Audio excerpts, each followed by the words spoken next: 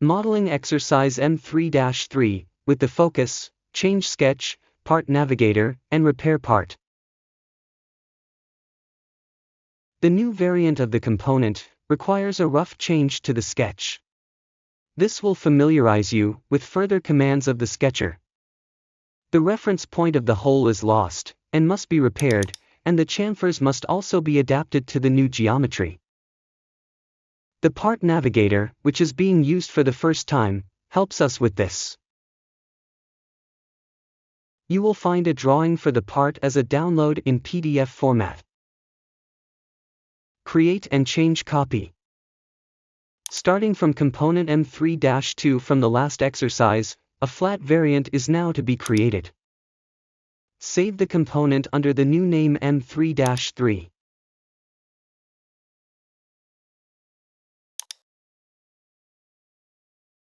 Double-click on the sketch in the graphics window. To create the flat variant from the high variant, these two lines must be deleted, and the resulting gap closed. So select the lines to be deleted, and click Delete.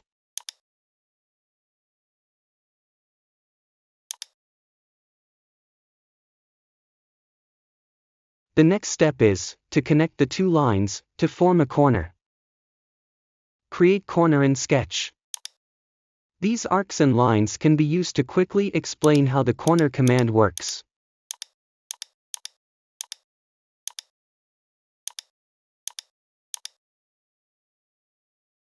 After starting the command, simply move over the desired corner with the left mouse button pressed. The lines and arcs are automatically trimmed or extended. If the cursor moves over several corners are created at the same time. In complex sketches, it is sometimes impossible to simply move the cursor over the corner. However, the lines and arcs can also be selected one by one. Back to the exercise. Start the corner command and create the corner.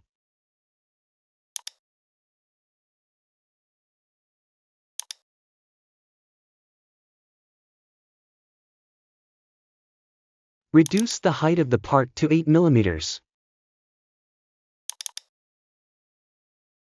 Due to the deleted line, the hole has lost its reference and is no longer displayed in the graphic window. NX may still display an error message, depending on the default setting. Positioning the part navigator. To repair the hole, we need an additional tool, the part navigator. This part navigator shows the work steps in the active part, in chronological form. Click on Resource Bar Options and activate the part navigator. NX has many of these navigators, for assemblies, for the history, or libraries. All these navigators will be displayed in the same way on the screen. If the Pin Open option is deactivated, the navigators are displayed after a click on the tab, and hidden again, after a click in the graphics area.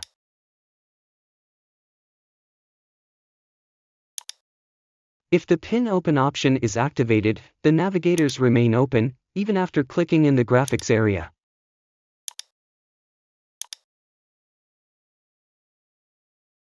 But then they remain visible when the sketcher is opened. But within the sketcher, the graphics area should be as large as possible. But there are other ways to place the part navigator. Up to NX 2306, the navigator could be repositioned after double-clicking on the tab. It then appears first as a window and can thus also be positioned on a second screen.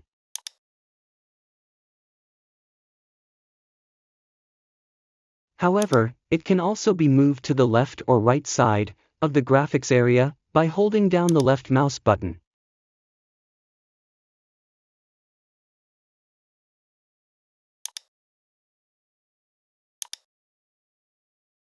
If a sketch is now opened, and the navigator is hidden, this is adopted as the default. The navigator is only displayed outside the sketch. This setting will be used for the rest of the course.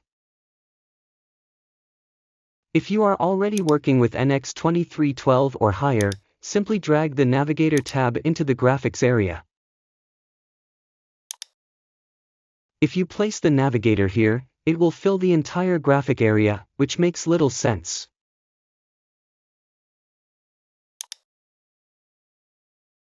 If you place the navigator here, it will be added as a window. Now it is displayed like other open parts. The width can be changed again by holding down the left mouse button.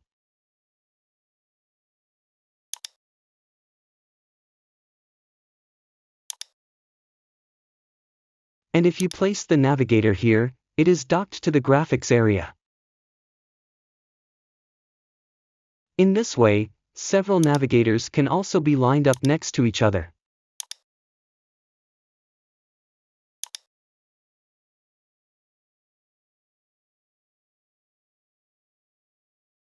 If a sketch is now opened, all navigators are closed. This gives you maximum space for the sketch. This setting will be used for the rest of the course. Working with the Part Navigator. Let us now turn to the content of the Part Navigator, which has changed little in all NX versions. Right-click in the free area of the Navigator and select Properties. Select the settings shown here. The meaning of the options will be explained in detail in the following exercises. All the work steps, known as feature, are listed under Model History. Activate the additional status column to get more information about the features.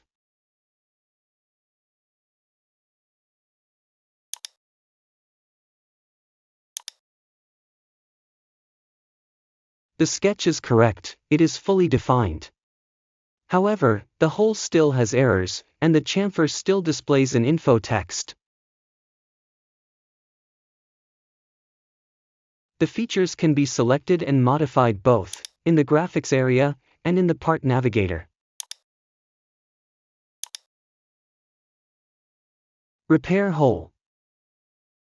To repair the hole, double-click on the hole in the Part Navigator. The history of the model is automatically reset to this feature. The current feature is also displayed in the current feature column. The chamfer, which was created afterwards, is hidden.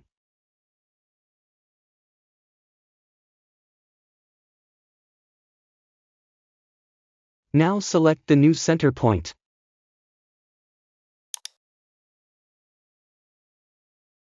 The center point of the edge is now associatively linked to the center point of the hole again. Now the hole type still has to be adjusted.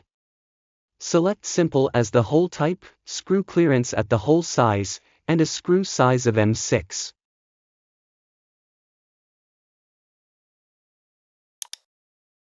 The hole has been modified and repaired.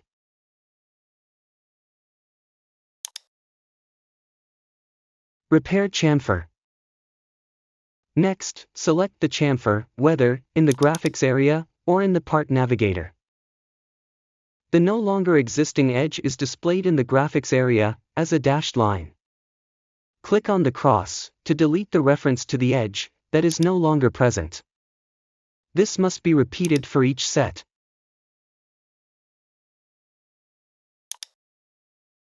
Now you can select the additional line. Confirm by clicking on OK. Ready. The feature bore and chamfer have now been repaired. Show and hide in the Part Navigator. Finally, the sketch is hidden by clicking on the eye in the Part Navigator. The datum coordinate system can also be hidden by clicking on the eye. Hidden objects are indicated in the Part Navigator with a crossed out eye and can be shown again by clicking on the eye a second time. Clicking the revolve command then also hides the hole and the chamfer, because both features refer to the same object. The parameters of selected features can also be displayed and changed via details. We will continue to work with the Part Navigator in the following exercises. In the next video, we will continue with the topic of sketches. You will learn how to correct lines that are positioned incorrectly because things don't always go as perfectly as in a tutorial video. Did everything work out, or do you still have questions about the video? Write in the comments or directly to info@learnnx.com.